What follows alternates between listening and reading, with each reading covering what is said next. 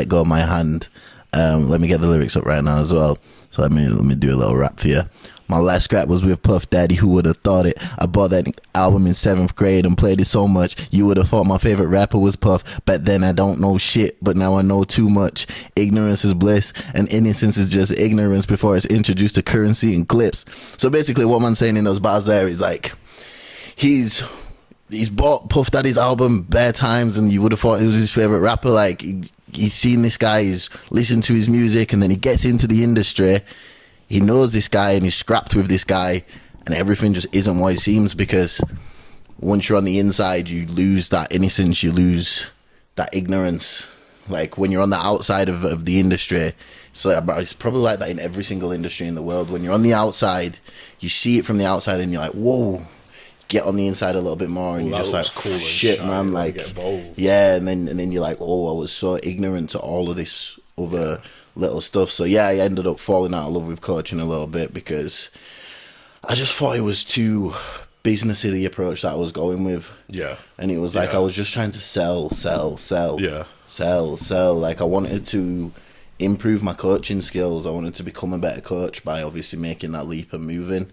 That was my main thing. I want to become a better coach. So what move are you referring to? When I moved down south, down to London. Yeah, to become a better you. Yeah. And then obviously it wasn't exactly what you thought it would be. Yeah, I just thought by the end of it, I was just like, this is just too.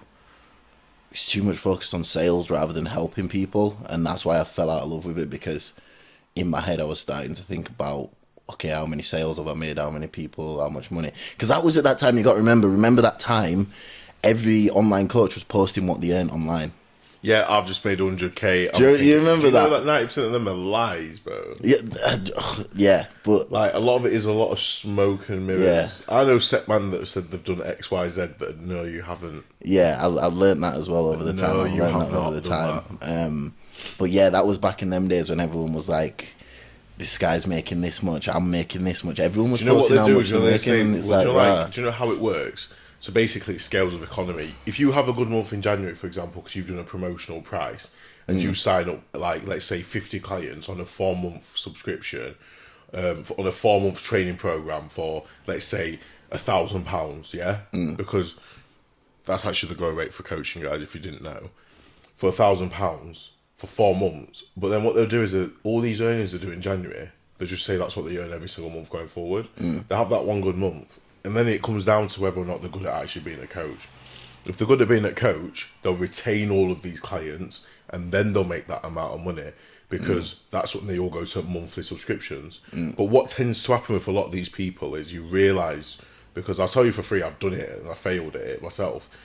You take on too much, you're not a good coach, your systems are shit, you haven't got the right systems in place to coach the people, you haven't got the heart or like the love for what you're doing to then give the emotional support that's needed to when somebody's telling you that the granddad's just died, or the messaging is telling you that they're not unhappy because of their food, the messaging is saying that they've just been in a car crash. I got 2 clients 2 weeks ago message me simultaneously within an hour telling me that they've been in a car crash. Imagine, they're so far ahead of their goals, they're heartbroken because everything's just come to an head. One of them was in the crash, got out of the car and got hit by a car. Yeah, mad. Like, he's done. He can't go to the gym. Yeah. But then it's like, you've got to be there for your clients. You've got to understand that they're very much now upset and sad about what's going through, what's happening.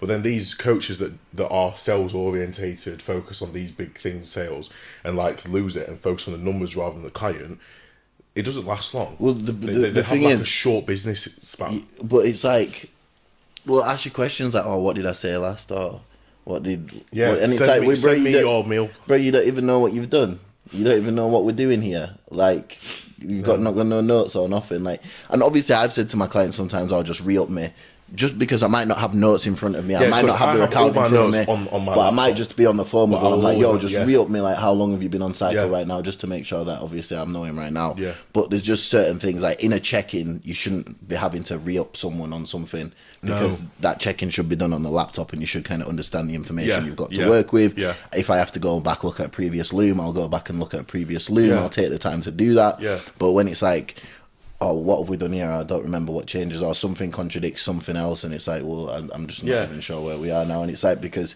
you've got so many people to manage that you don't know where we're at, because you've got all this other stuff going on. But one thing that I noticed, which was making me fall out of love with it because of the approach of sales is we was doing just bringing on loads of people in like shreds. So it'd be like a 10-week shred or whatever, and you bring on like loads of people because the price was like 150 quid, bro. 150 quid for 10 weeks. And obviously back then, coaching, the price points wasn't the same as they are now. Yeah. There was lower then, but still 150 quid for 10 weeks. It's cheap. That's cheap, man. That's cheap. So we was doing that, and obviously it gets to the end of that, and it's like, all right, we've got to try retain the clients. But sometimes you can't retain the clients when the price point is so low. This is because then you tell them it's 150 quid a month. It's like, well, yo, I've paid 150 quid for 10 weeks here. But then you're running that 10-week shred once every 3 months. So when one finishes, you're starting another one. So what's going to happen? They're not going to, who's going to want to stay as a normal client? They'll just say, oh, can I do another one of those 10-week shred things again? Yeah, and then they jump on it again, and they're jumping on the 10-week shred thing again, getting another 10 weeks for 150 quid.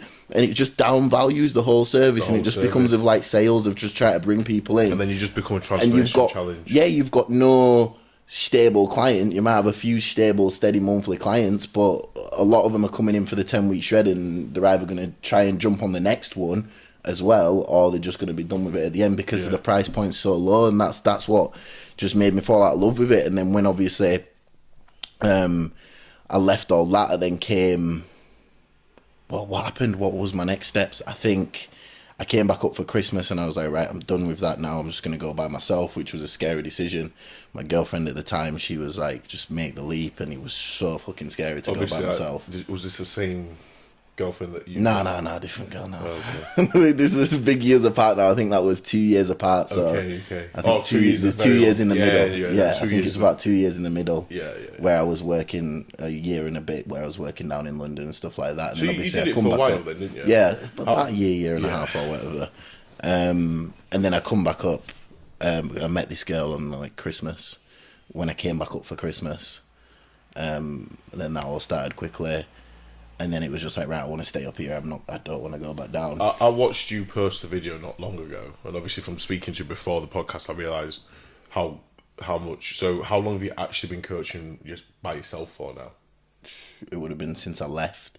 So when was that? 2-3 years ago. 2-3 years. Yeah. So 2-3 years. That's a long time. That. So realistically, your coaching experience right now is how long? From like your first, from when you started PTing. From when I started PTing, I was 21. So what? 6 years.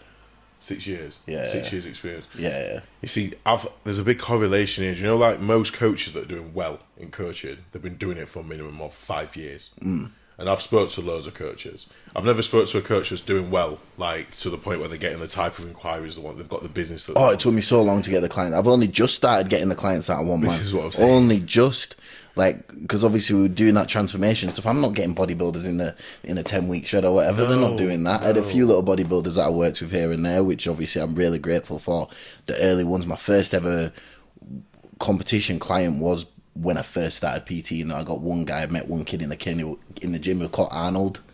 Meant bro. to be. Yeah, he was like, bro, this is meant to be. So if you're watching this, Arnie, he don't bodybuild no more, but this kid, bro, had genetics, bro. This kid, he was like 16, 17 years old. And genetics do matter.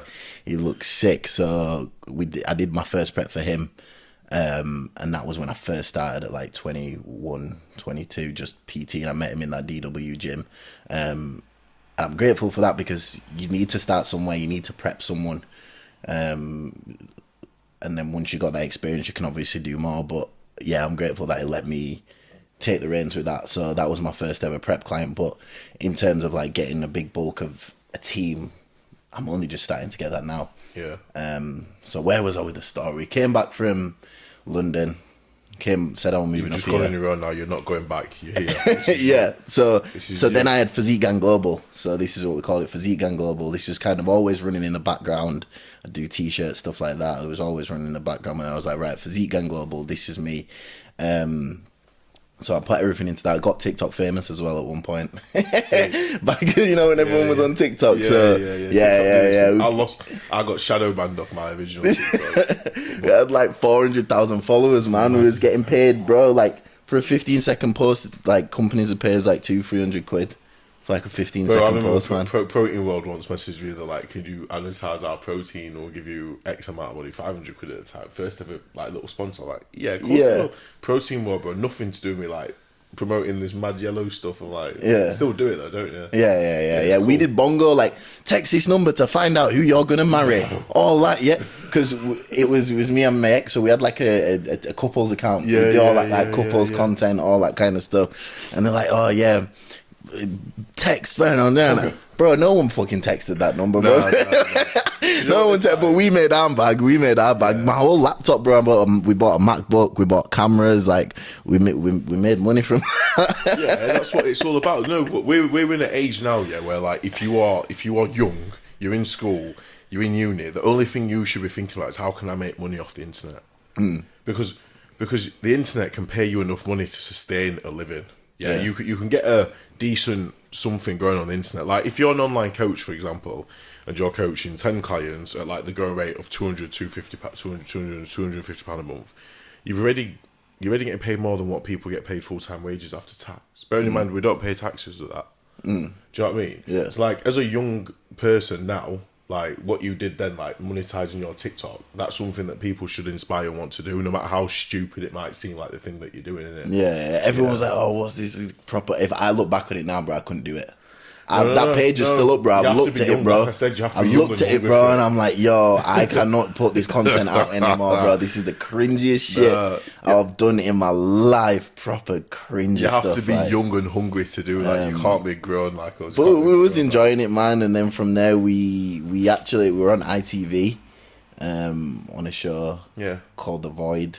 Hosted by Ashley Banjo. Sure. And so we were trying to get into all this TV stuff, and I was like, I didn't really want to do online coaching at this time. I was like, I'm enjoying this social media stuff, like we can get somewhere with this, be on TV, Z-list celebrity sort of stuff, but you still make a bag.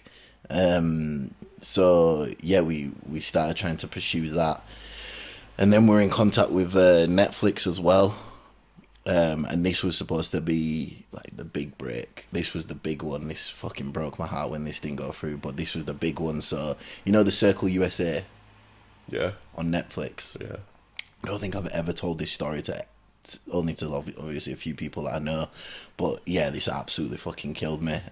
So we went through that whole process of obviously potentially being on Netflix. They invited us down for like a test shoot thing. This was like over months and months. So we actually went into the Circle houses, like with the fucking cameras everywhere. We did 3 or 4 days in there. They paid us for it, but they did like 3 or 4 days in there where we was just doing our thing, all that kind of stuff. They picked us up from our place as well in like with a driver. I don't even know what car it was, Mercedes. You know, just proper classy like thing. And we're like, bro, we're stars now. We're on Netflix. Like, we've made this. Yeah. And then it gets to a day before shooting, and they say they have to drop us. And bro, when I say never been that drunk in my life, bro, they just said we've just had to drop you. We've got someone else, and we don't find you fitting in with the other people in there. And when I say, bro, I've not been that drunk in my life, bro, I got smashed that night. You? I was smashed out my face. What, just to like console you? Pretty much? Yeah, like I don't drink as well, but that's how hard it hit, like both of us, and we were fucked. We just downed ourselves with alcohol that whole night. I remember throwing up all the following day and everything, but I didn't want to do online coaching anymore. I was like, this is the big break. This can finally get me to where I want to be in this. And then you start planning stuff as well, because you know you're getting on the show, you're like, we're still looking at what other previous people have done, seeing how they're carrying it on the social medias, the YouTubes, all that kind of stuff. And we were planning to move to Dubai as well, so we were supposed to move to Dubai a week after filming. So we were supposed to move to Dubai earlier in the year, but we had to postpone that for months and months and months, because they kept saying, look, we want you on. So we postponed moving to Dubai and everything for this opportunity. Then obviously it fucking didn't go through. So then we just moved to Dubai the next week. But yeah, that proper broke. Probably part of that what broke the relationship, to be fair. That was a big hit. And then moved to Dubai, started online coaching. We'll continue just doing the online coaching stuff that I was doing there, putting out content. And then it just got to a point where I just wasn't getting the clients that I wanted. And I was like, I had to take a real step back, and I was like, why am I not getting the clients that I want? I need to switch up my content plan. I need to switch up the way that I'm presenting on social media and all this kind of stuff. Because, like, I want to be a hardcore bodybuilder, but I'm here, like, doing kisses and cuddles on internet and stuff like that. So, like, I need to change my whole way of going about everything. Yeah, see. So, and obviously, oh shit, I'm missing a big point in there as well. Right, so before the big change came, where I obviously switched from physique and global to physique coach, I got injured. No. Yeah, so What was the injury? It was tendonitis, like, in my elbow. So I was, like, bending steel bars and stuff, you know, like Larry Wheels and stuff out in. Yeah. And there's, like, Larry Wheels and, like, all his guys. They always used to do crazy strength stuff and getting involved with some of that sort of stuff. And then, something in my elbow just went, and it left me out of training for so long. Like 4 months, I couldn't even lift my arm up. It was hurting just to hold it out there. No way. And I was like, right, bodybuilding career's over. Obviously, that leads me into depression. And from depression, you obviously lose a lot of clients. Yeah, because you're not there. You're not. Because you're not there yourself. You're not there in you're the present because yeah. you're, like, in whatever it is that's making you depressed, which is usually a past experience. So you're never really grounded enough to be a coach, and that's a hard part of being a coach. For us, we have to be at our best 100% every day to show up for our clients. And then as soon as, like, any adverse life thing happens, you have one of two choices. You can either ignore it or it will consume you. But regardless of which one you choose, it's always going to eventually affect you, isn't it? Yeah. How did you actually deal with this then? How did you get yourself out of that situation? Mentally? It was hard, man. I'm just trying to think of where I was at that time. Obviously, my girlfriend at the time helped a lot. I wouldn't have been able to get through if it wasn't for her. But Hader as well. So obviously, who's my coach now? He messaged me. He was like, "You're not the same. Like, I want to get this old Dudley back." And he's someone that noticed it and forced me to go to the gym with him, basically. Yeah. So at least I got back in the gym and started training and stuff again. So yeah, I got back in the gym and started training again. But that whole 4-month period, I was the hardest shit of my life, man. It was hard because you can't train. That's all you do. It's all I'm used to doing, training. I've never had an injury before. All I'm used to doing training all the time and trying to progress my bodybuilding career. But I've got to kind of be glad that it happened because it flipped a switch in me that turned me to become more when everything gets taken away from you and you can't see, like, a way of actually getting it back, or you feel like you're done, like when you're proper done out here, like sat in the dumps, you're done. You have one or two choices, really, haven't you? Because some people stay in those dumps forever. Like, there's a lot of people that'll be listening to this podcast right now that had something happen, that they stopped doing something, they haven't been to the gym, but they've never been back to this day. Do you know what I mean? Yeah. But then, positively looking at it for you, you've got back into it, you've built your business up, and we're sat here today, and you've got quite a successful online coaching brand that's yours, that you've built up yourself, that's got, like, you've got your own cool twist to everything you do, because you are just you, which is a positive. And obviously, just hats off to you. Coming from that to this, just well done to yourself, bro. Yeah, I love. It was tough. I think something for everyone out there, when you're going through something like that, try and be aware of people that are trying to help you. Yeah. Because I hurt people around me that were trying to help me. Yeah. So much. Fuck me, man. Do you want to pause it? No, it's alright. You sure? Yeah.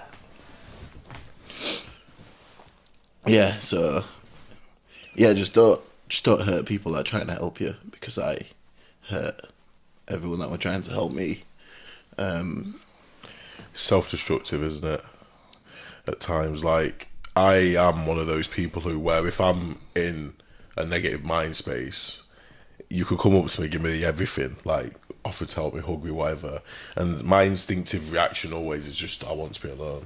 Or, like, I push people away, or I say I'm fine even though everyone knows that I'm not fine. Yeah. And as a man, it's just one of them things, isn't it? Like, I've always been brought up to be like, yeah, you're a man, no emotions, you're strong, this and that, whatever, because I've got an African background. Like, my mum's your typical African mum, my family's the same. Like, if it's just one of them things, but you have to be aware of your emotions. Like, there is no way in life that you can progress successfully, or you can even genuinely understand what happiness is, until you understand every single emotion that you go through. because a lot of people will attach happiness to a person or to a life event or to a certain success. But being happy is when you've been at your worst, happiness is not far out of that. Do you get what I mean? Like just a little bit out of feeling your shittiest is a certain level of happiness. Yeah. Total happiness comes with time and with you like making decisions, creating an environment that's good for you. But that's exactly what you're doing now. Do you know what I mean? So in terms of like mindset and just understanding like your emotions and stuff, bro, like on a level, once again, like you just are quite a unique person, aren't you? To be fair, and it's I always just try and be myself. I think hats off to you, bro. Why you might see me with my nails painted, you see me with my fucking head tattoo, my fucking face tattoo. Like, you might see me wear some outrageous shit. Like, I just want to be. But keep it real, because like there's a lot of fake shit in fitness, and I'm saying that here like blatantly, obviously speaking to specific people. Like if you like, there's people in this industry right now. You are not yourself, and like that is the worst thing about this industry right now. Is like there's not enough people, in my opinion, like Dudley, who can come on this podcast, be completely open about his emotions, get upset, talk about things that he's been through and his negative experiences, and not just want to say, yeah, I'm a sick online coach, sign up to me, hi, see you later, bye. Like this is what fitness should be. This is what this podcast should be. Like real people wanting to help real people achieve real results. Because I just didn't. That was one thing as well, that back when I was doing online coaching before, I was like, you wanted me to be a robot. Like with the way that I post my content, you've got to do this, you've got to say this, you've got to act like this, and like I don't want to be a fucking robot. And I think a lot of online coaches are just robots, and you see it even like when I see an online coach, just chatting bare waffle.